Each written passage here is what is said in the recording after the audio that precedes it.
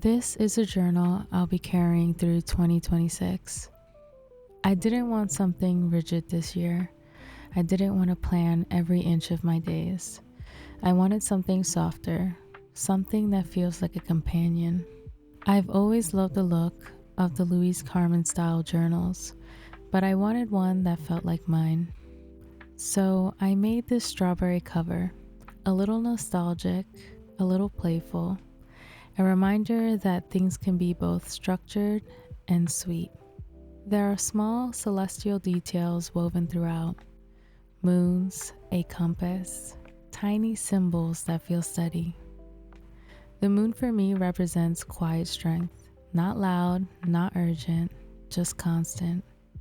When you open this journal, the first thing you see is texture: handmade paper, soft leather.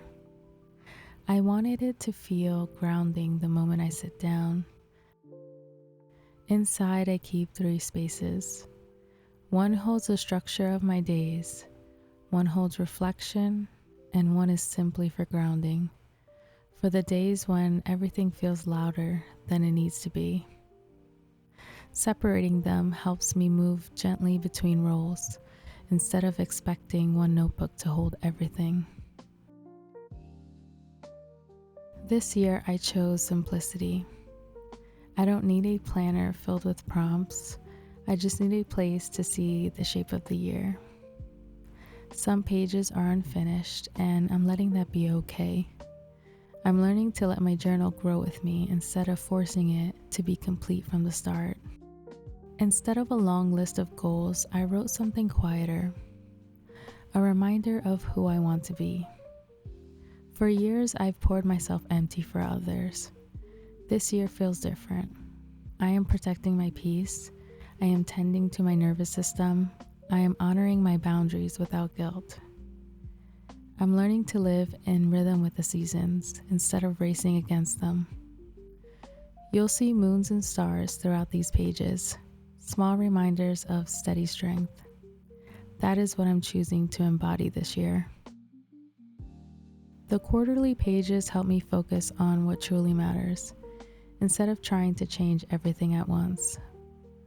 My monthly spreads are simple: appointments, notes, symptoms, the practical parts of living. But my journal pages, those are just for me. I always keep space for things that shape me quietly: movies, books, herbal studies, ideas that spark curiosity. It's less about productivity and more about paying attention. I added 2 new lists this year: some days for bigger dreams, and tiny delights for the small joys I don't want to overlook, the little things that make a year feel lived. This insert is messy and unstructured.